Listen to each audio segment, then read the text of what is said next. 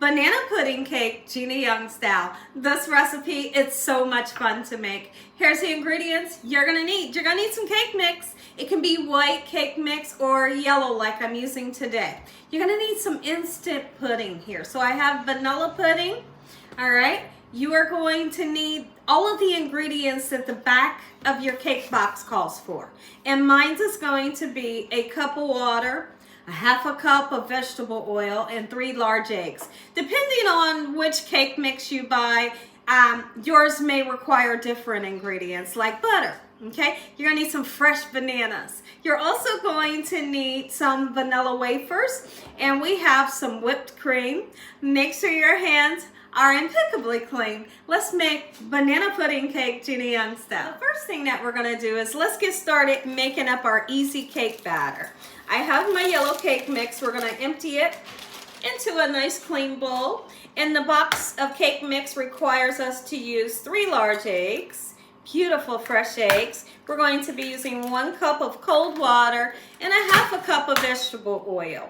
I'm going to be using a 13x9 baking dish, and I'm going to make sure that I oil it really well, and then we're going to flour it so that our cake doesn't stick, okay? Let's go right in with that 1 cup cold water, and then I want to measure out my vegetable oil. I will always look at it this way so you can make sure that you have the correct measurements. There's that half a cup that we need. When I come back, we're going to blend this up. A little bit of vanilla extract, okay? I always like to do that for more flavor, you know, just like this. Take this time to oil and flour the pan so we don't have any issues with our cake sticking. So I got a clean paper towel and I have some oil in there, and I'm gonna make sure that I'm putting this oil all over the little corners and up the sides, just like so. This part's quick and simple, right? In the meantime, preheat your oven to 350 degrees, and we're planning on baking this cake for around about 25 to 30 minutes. Let's go ahead and put our flour in. Just kind of shake it like this until you get the whole bottom and the sides done. Simple, right? Get our batter right into our cake pan. Lovely. It smells so beautiful. Now let's talk about something really quickly. Some of you may be saying, okay, so if you're making banana pudding, how come you're using vanilla pudding? That's what I do.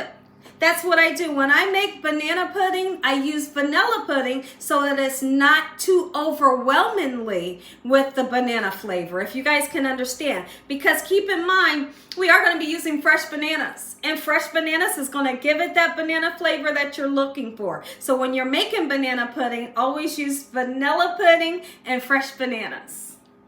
Smooth it out a little bit, making sure we don't have a lopsided cake, right? And then we're going to do like Grandma Lucille would always say, knock that cake on the counter a couple times to get the air bubbles out. So we always are sure to do that. Let me show you how. Just like this, 1, 2, about 3 times, and you will see that the air bubbles, they disappear. We have to taste this cake mix, because why not? There's going to be some people in the comment section saying, no, Gina, don't do it. I always do it. And I'm still here. It tastes good. In the oven. So now look at our beautiful cake. It's out of the oven. One thing we're going to do is we're going to put holes into the cake. If you use just a fork, the holes won't be big enough to let the pudding go down inside of it, because we want to put holes big enough to where once we mix up our pudding and it's still kind of liquefied and not all the way set up, we want that pudding to just go down inside of the cake and kind of stop there. Because what we're going to do after we put the pudding in, we are going to set this in the refrigerator so the pudding can set up. That's the first part.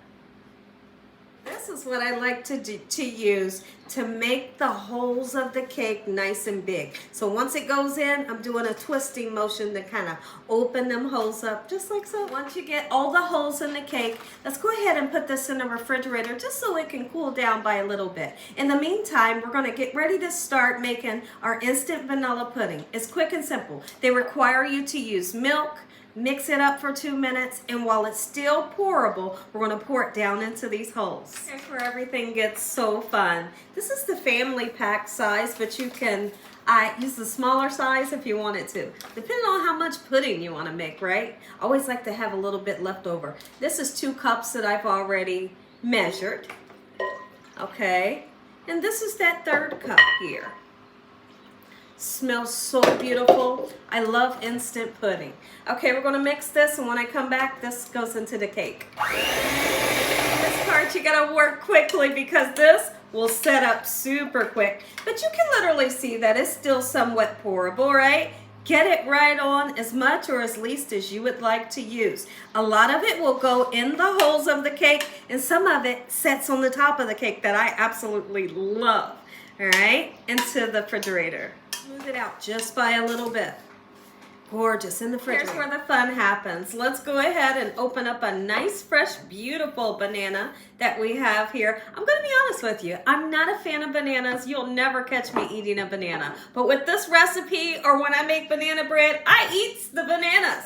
I can't figure it out. But with this recipe, I don't mind eating the bananas. Just cut them and place them wherever you would like. You can just toss them on there, or you can put them in a roll like I do.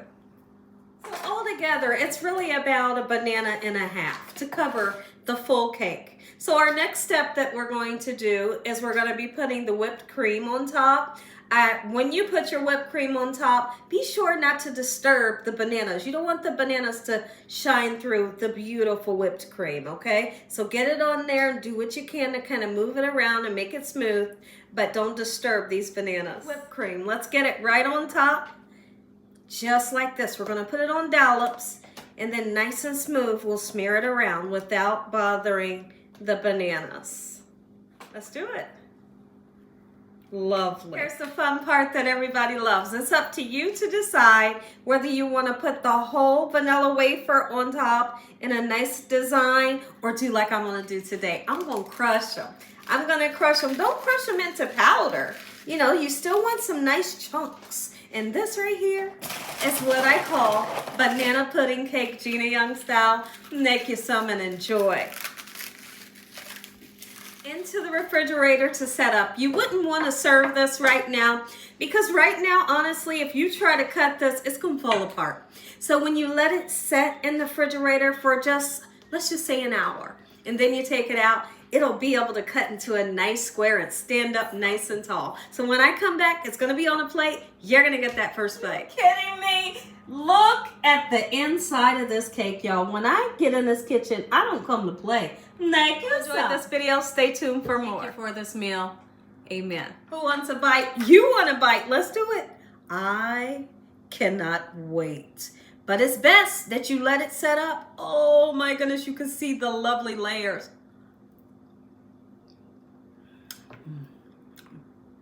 This right here, this is so much better than banana pudding. You got that soft, moist cake that's soaked in this pudding. Oh, you're gonna love this.